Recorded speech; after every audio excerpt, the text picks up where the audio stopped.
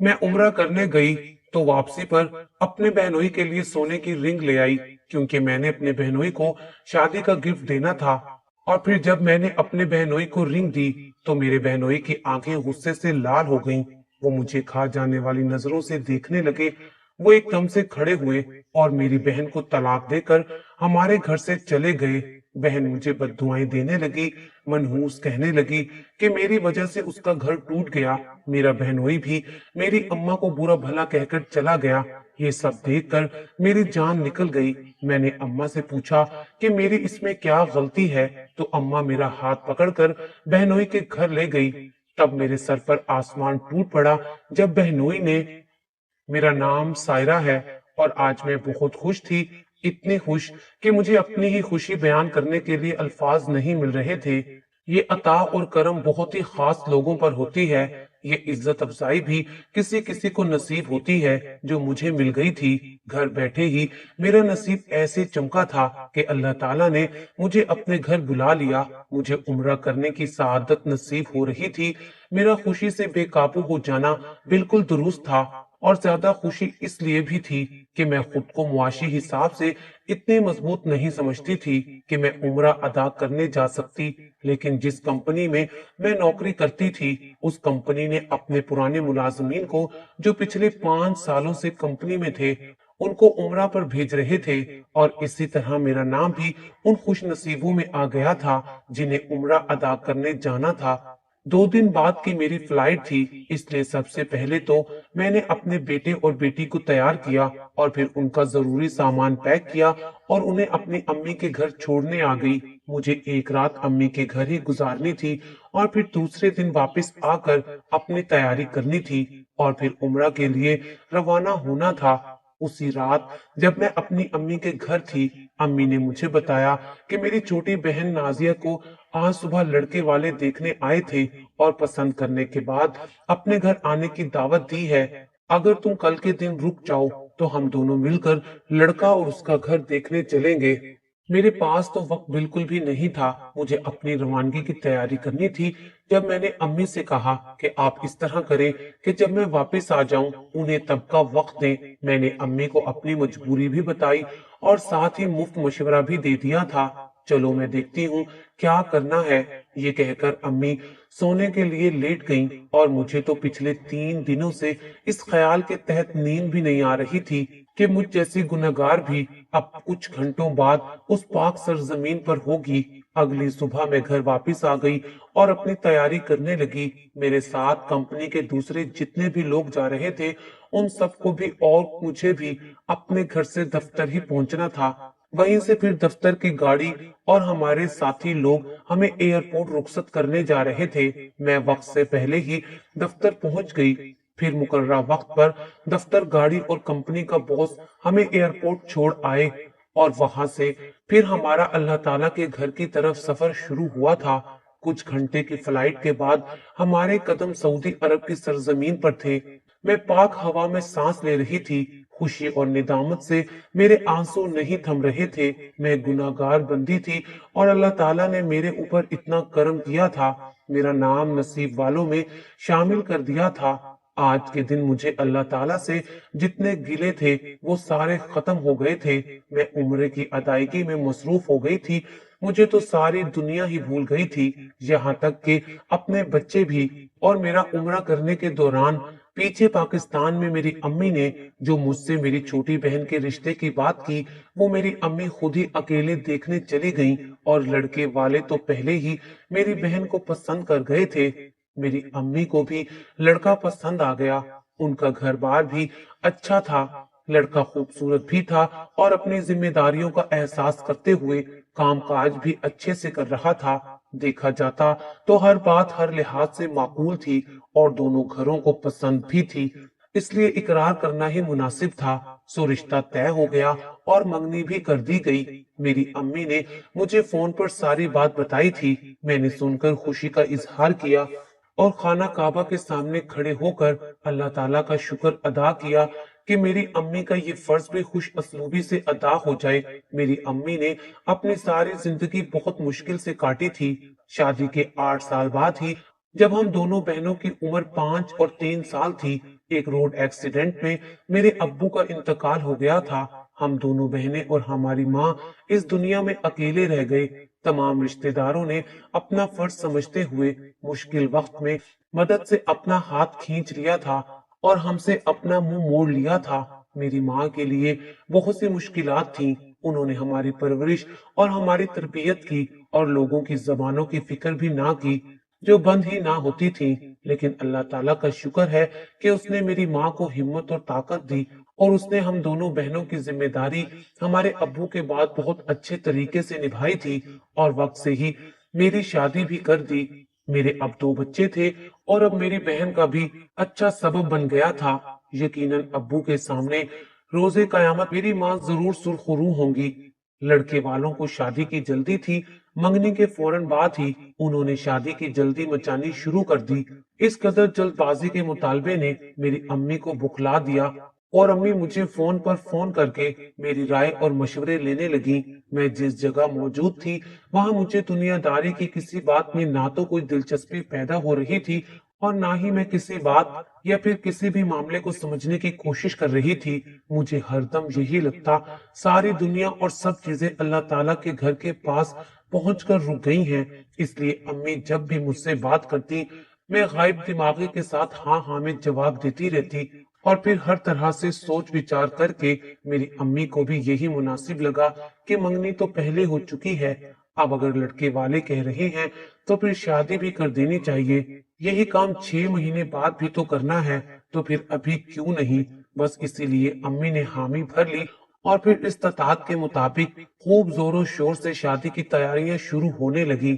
شادی کی تاریخ اسی دن طے پائی جس دن میری عمرے سے واپسی کی فلائٹ تھی۔ اللہ تعالیٰ کے گھر میں اس کے کعبے کا طواف کرتے ہوئے اللہ سے باتیں کرتے ہوئے اور اپنے گناہوں اور اپنی کوتاہیوں کی معافی مانگتے ہوئے گزر رہے تھے، اور پاکستان میں میری امی اور میری چھوٹی بہن شادی کی تیاریوں میں مصروف تھیں۔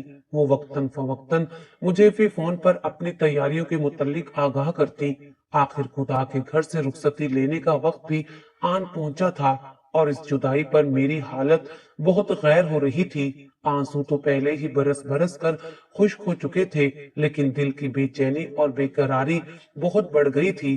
آنکھیں رو رو کر اندر کو دھنس گئیں، لیکن واپسی کا حکم تھا تو دل کی حالت جیسی بھی ہوتی ہمیں واپس تو آنا ہی تھا۔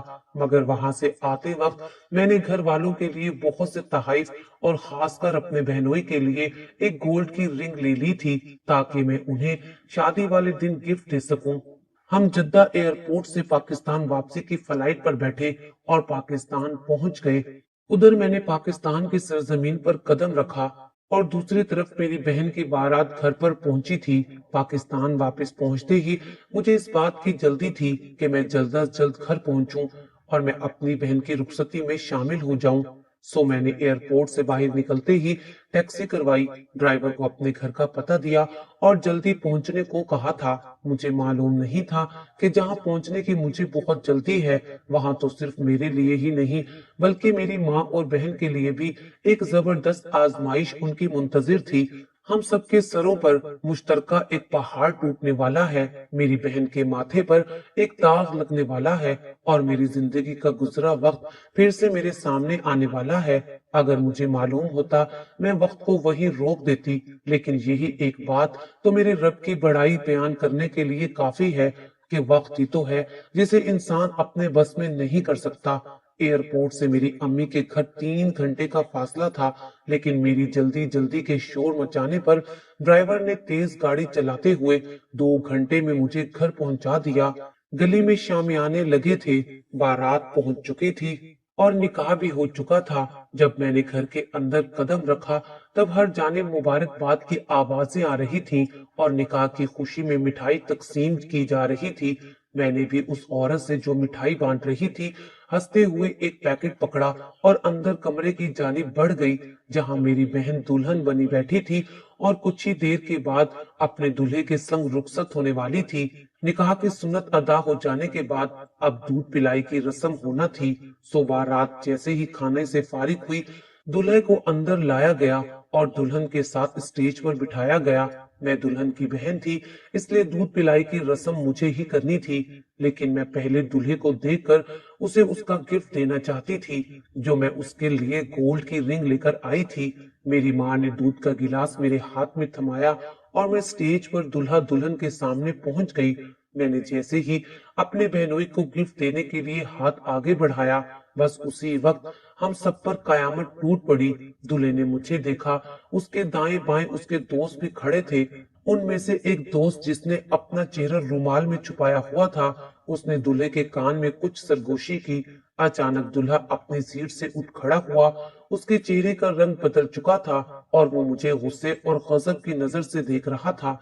देखते ही देखते दूल्हे ने अपने गले से हार नोचकर उतार दिया।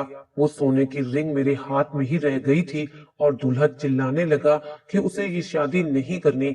उसने अभी आधे घंटे पहले जो निकाह किया था वो उसे खत्म करता है और वो घर जाकर मेरी बहन को तलाक भिजवा देगा और उसके बाद वो बारात लेकर वापस चला गया।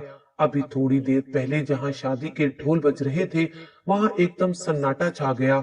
सारी फिजा मातम कदा हो गई। सजी सवरी दुल्हन उजड़ कर रह गई और ये सब तब हुआ था जब मैं पहुंची थी। मेरी आमद से पहले सब ठीक चल रहा था। मेरे पहुंचते ही बदशगुनी हुई थी। नई नवेली दुल्हन बसने से पहले ही उजड़ गई थी। लोग कानों को हाथ लगाते हुए और हम माँ बेटियों के बारे में तरह तरह की बातें करते हुए वापस जाने लगे थे। मेरी माँ बेचारी सदमे से कुछ बोलने के काबिल नहीं थी। मैं अपनी माँ को तसल्ली देने के लिए माँ की जाने बढ़ी और मुझे देखते ही मेरी माँ चीखने और चिल्लाने लगी। वो मुझे मनहूस कहने लगी।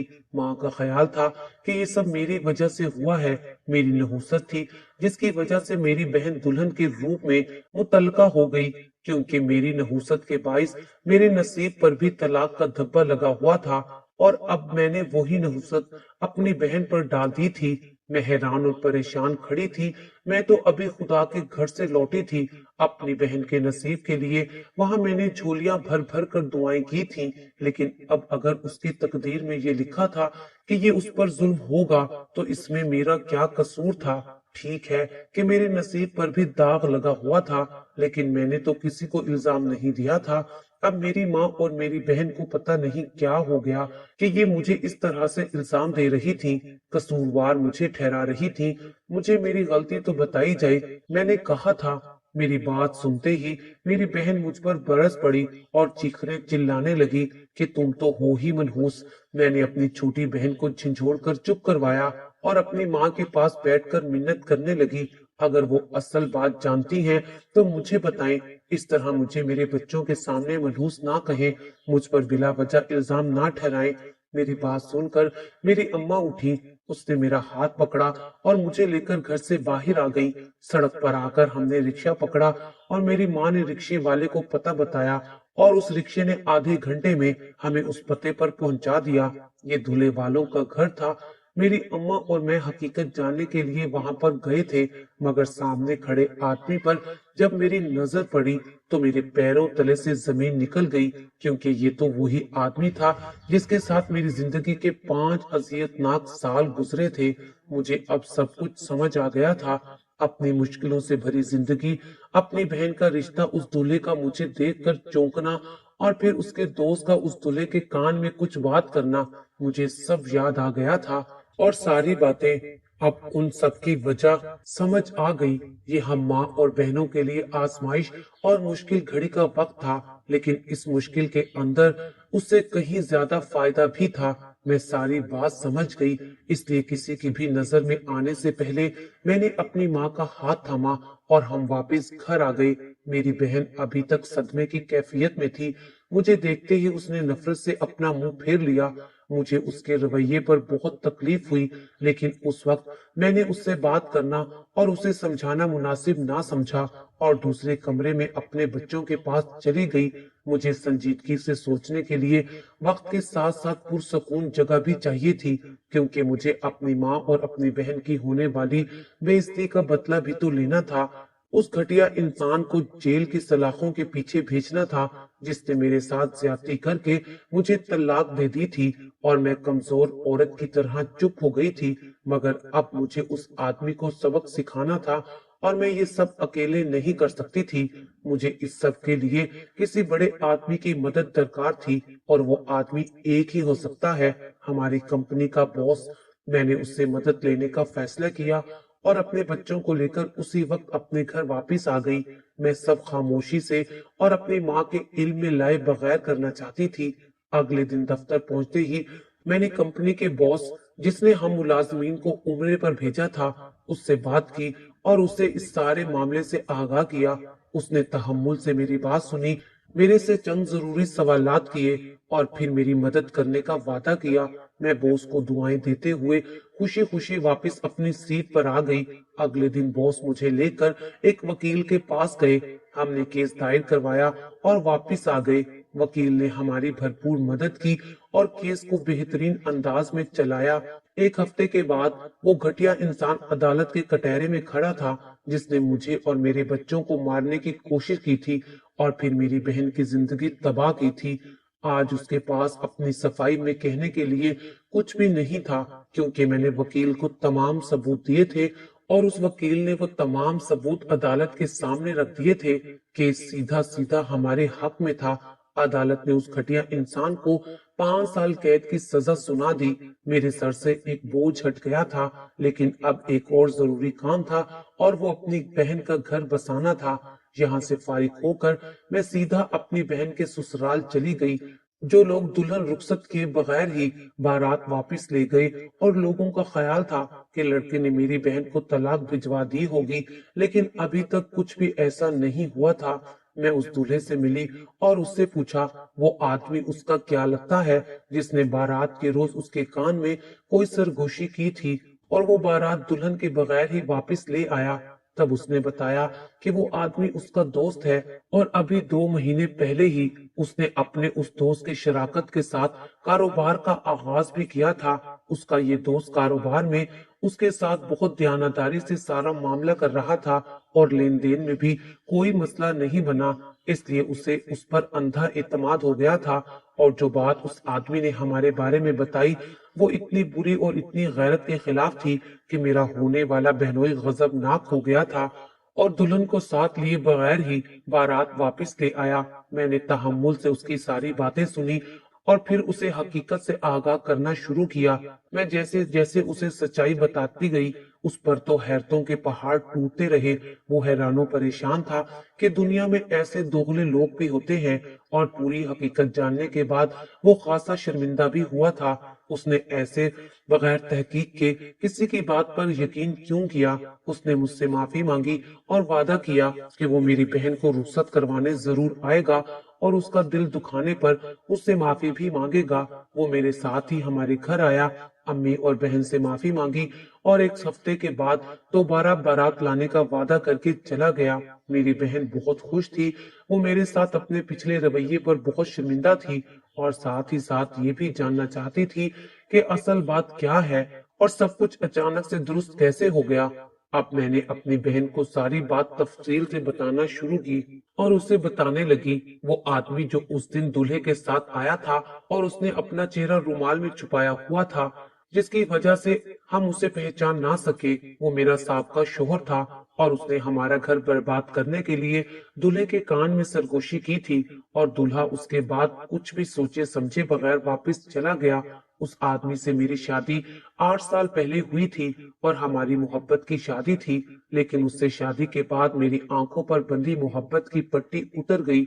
मेरा शोहर बिल्कुल भी एक अच्छा इंसान नहीं था। हर रोज मुझे अपनी गलती का एहसास होता, क्योंकि मेरा उससे शादी करने का फैसला अब मुझे बिल्कुल दुरुस्त नहीं लगता था। मेरा शोहर एक नंबर का आवारा था। वो सारा दिन नित नई लड़कियों की तलाश में रहता था। ये सब कुछ मेरी बर्दाश्त से बाहर था। एक तो वो मेरा शोहर था और शोहर भी वो जिससे मैं अपनी माँ को जबरदस्ती मनाकर उससे शादी की थी, और उसकी हरकतों और आदतों पर दिन रात उसके साथ झगड़ा करती, जिस पर वो मुझे बहुत मारता था। मगर अब उसको बर्दाश्त करने के सिवा मेरे पास कोई दूसरा रास्ता ना था, इसलिए मैं खामोशी से सब्र के घूंट पीकर बैठी रही। वक्त गुजरता गया और मेरी गोद में आगे पीछे 2 बच्चे आ गए। पहली औलाद तो बेटा था, लेकिन दूसरी बार जब बेटी पैदा हुई तो मैं जो समझौते में जिंदगी गुजार रही थी फिर से टुकड़ों में गिर गई। मुझे अपने गुजरे वक्त पर अफसोस होने लगा। मेरा शोहर मेरे साथ मेरे मासूम बच्चों को भी मारने लगा था। मैं अब संजीदगी से ये सोचने लगी थी, मैंने अपनी जिंदगी में उस शख्स से मोहब्बत करके एक गलत फैसला किया था, लेकिन मेरी औलाद की जिंदगी तो अभी शुरू हुई थी। घर का खर्च तो पहले भी मैं नौकरी करके चला रही थी। मुझे उस शख्स के साथ रहने का कोई भी फायदा नहीं था, मगर अब उसने मुझे और मेरे बच्चों को जहर देने की कोशिश की, तो तब मैंने उससे अलैदगी का फैसला किया और फिर अदालत के जरिए मैंने उससे खुला ले ली। मगर उसने मुझे कहा था कि मेरी जिंदगी बर्बाद करके ही रहेगा। और फिर उस शख्स ने मुझे अपने दोस्त की शादी पर देख लिया और वो समझ गया कि उसके दोस्त की दुल्हन मेरी बहन है। उसने अपनी पिछली बेइज्जती का बदला लेने के लिए उस दूल्हे के कान में कहा कि ये घर और इसकी औरतें बदकिरदार हैं, इनके बहुत से लड़कों के साथ ताल्लुकात हैं। एक बाइज्जत और गैरतमंद इंसान के लिए ऐसी जगह रिश्ता जोड़ना बहुत शर्म की बात होती है। इसलिए वो गुस्से से बारात खाली ही वापस ले गया। मेरी माँ और मैं जब दूल्हे के घर हकीकत जानने के लिए गए तो मैंने वहां उस शख्स को देखा और मैं पहचान गई कि बारात वाले दिन उसी आदमी ने अपना चेहरा छुपाया हुआ था ताकि हम उसे पहचान ना सकें, और सारी शरारत इसी आदमी की है। मेरी माँ ने मुझे इल्जाम दिया क्योंकि माजी में मैं अपनी माँ का दिल भी उस शख्स की वजह से ही दुखा चुकी थी। लेकिन अपने बॉस की मदद से मैंने उस शख्स के धोखाधड़ी के सबूत इकट्ठे किए और उसे अदालत के जरिए सजा दिलवाई और फिर दूल्हे को भी हकीकत से आगाह कर दिया। सारा मसला सुलझ चुका था, अब कोई परेशानी बाकी नहीं थी। दूल्हा वादे के मुताबिक दूसरी बार बारात ले आया और मेरी बहन को मोहब्बत और इज्जत से रुखसत करके अपनी इज्जत बनाकर ले गया। आज मेरी बहन नादिया ने अपने घर एक नई जिंदगी का आगाज कर दिया है और हम सब अब बहुत खुशी से जिंदगी गुजार रहे हैं।